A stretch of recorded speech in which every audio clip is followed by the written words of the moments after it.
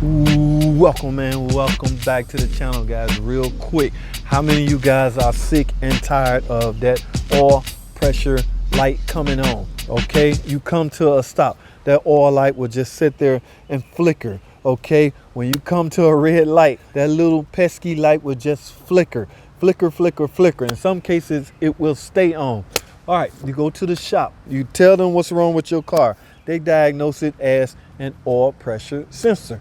Now, if this is a real good shop, which you should only be taking your car to in the first place, first thing they should do, or if you're a do-it-yourself guy, the first thing you should do, if you're driving and your oil light come on, follow me here, guys. If you're driving and your oil light come on, this is one of the first things you should do. Okay, I highly suggest you pull over to a safe area. You know why? Because I need you to pop your hood, get out of your car, pull your dipstick, and verify that you have oil in the crankcase. Okay, now that light, if that light was doing its job, it's supposed to come on when you're either low on oil or the oil pressure is low. Okay, that's one of the jobs of that oil pressure sending unit. All right, in some cases it doesn't do its job. Okay, so you need to do the job for them. So first thing first, pull your dipstick and verify that you have oil in it. All right, now that we got that squared away, you're headed to the shop because you're tired of that light. Okay, your husband, your boyfriend, your girlfriend, or whoever may be, honey, take it to the shop. You take it to the shop. They come back with an estimate. Miss Jones, we need to replace your oil sending unit. It's going to cost you about $300. $300?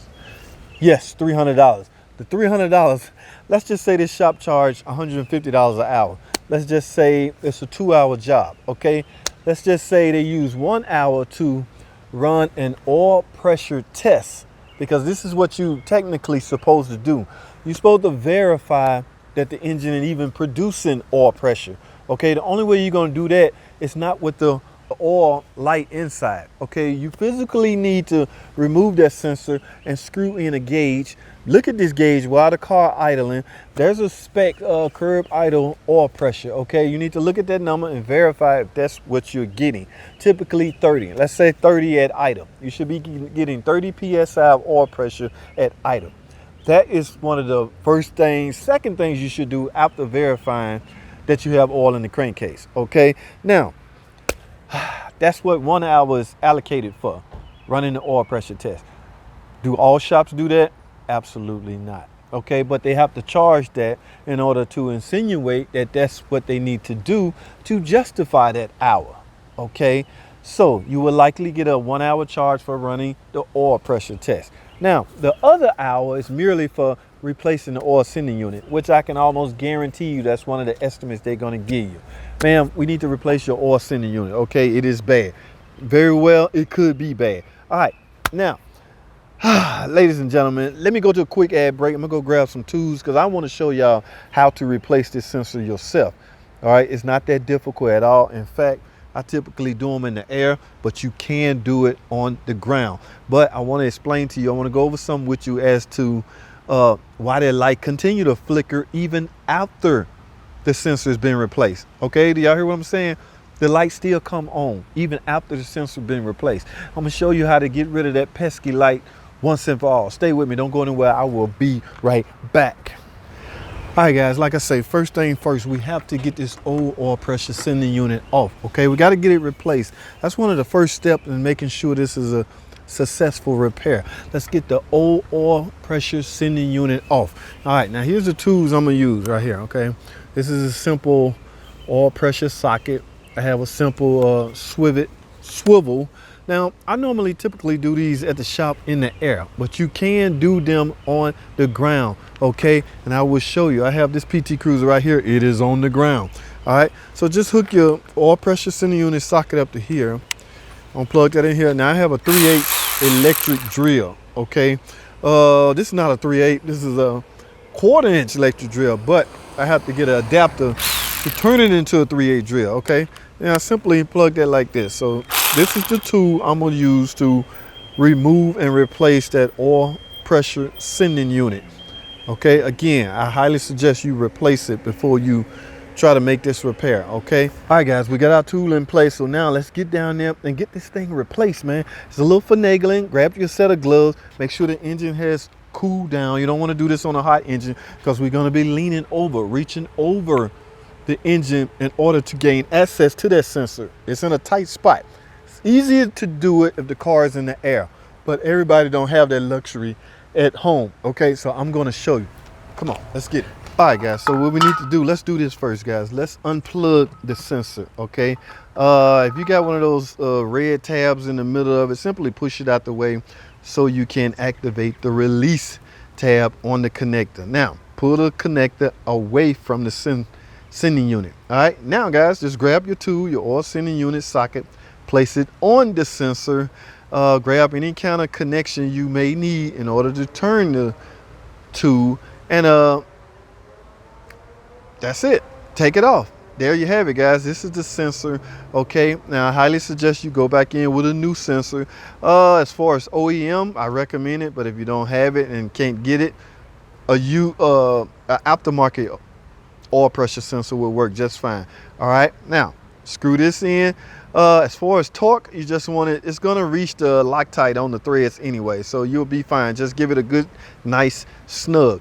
All right, now let me talk to you some more about what to do with this connector, okay? Let's get it. Hi, ladies and gentlemen, I got the old sensor out and the new sensor in. Now, what I wanna cover with you, or what I wanna go over with you, is the connector to the sensor, okay? Here's what I want to show you. I got a cutaway view of a connector right here. This is the same connector used on this oil pressure sending unit, all right? Take a look at this connector. Inside of this connector is a bullet, stab bullet. I don't know why Chrysler decided to use this in the first place. What this is doing is causing the pressure to build up inside of this connector, okay, guys? Now follow me here. When that happens, that sensor will become, the calibrations in that sensor will be off. So it may send out false signal, false pressure reading to the gauge and allow your light to flash or either just come on, period, in general. Okay, you don't want that. So here's what I suggest you do. This little tab right here. Now, again, this is a cutaway connector. The connector you need to be addressing this issue on is the one on your car. But I'm gonna show you both ways, okay? Grab your set of needle nose pliers. What we need to do is get this out of here, okay? If you can't pull it out with your hand, grab your set of needle nose pliers. This is what we're chasing right here. Y'all see this? This is causing all this problem. This is raising havoc, okay? With this in place, it is causing extreme high pressure in this connector, and again, causing the sensor to lose calibration and send out the wrong signal, causing your oil light to stay on and flicker. Get it out, ladies and gentlemen. Here, come on, let's go. Let me show you how to do it on the car.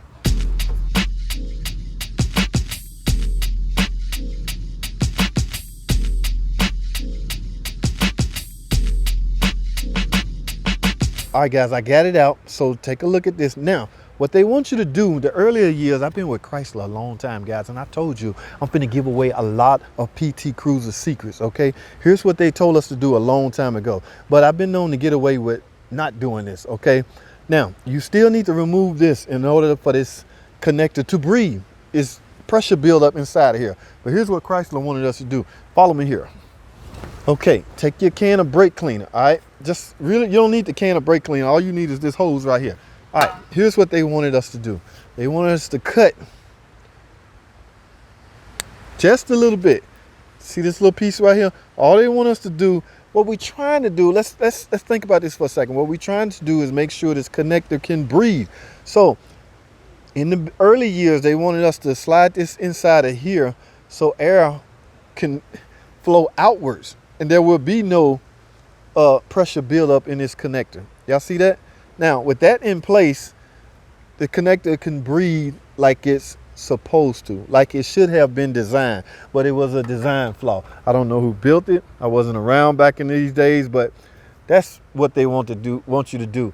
Now, ladies and gentlemen, like I say, I've been getting away with not installing this, okay? Remember, we're working in a tight area, especially if you're working at home or not in the air, with the car in the air. So I would simply just remove the tab and call it a day, okay? I have had plenty of success doing that. Just remove the tab out, chunk it, throw it away, do whatever you will.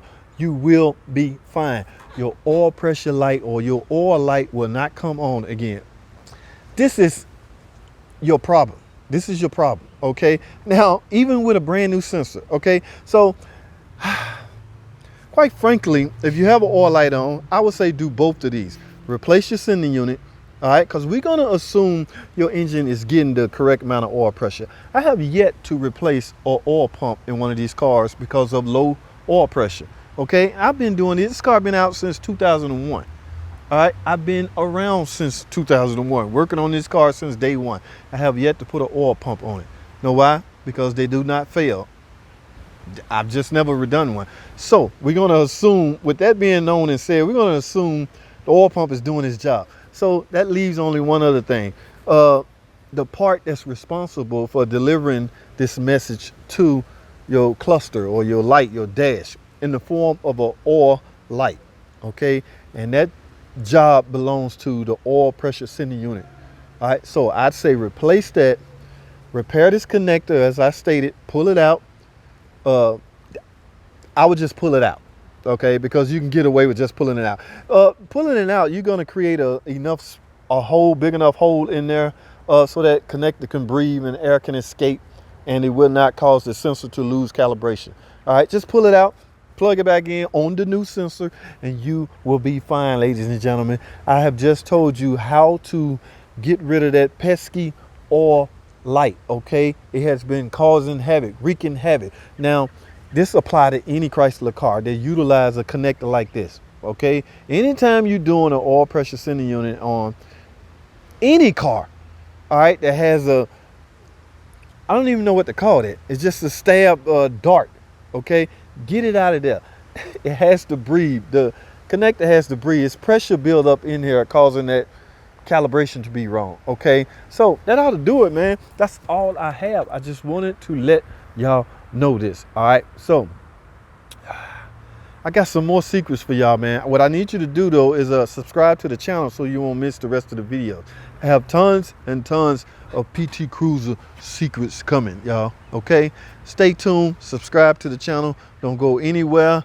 I have a whole playlist of PT Cruiser videos set up already. Go view every last video. I will highly appreciate it. And guys, that's all I have. Thanks for watching. Comment, subscribe, and I'll see y'all on the next video.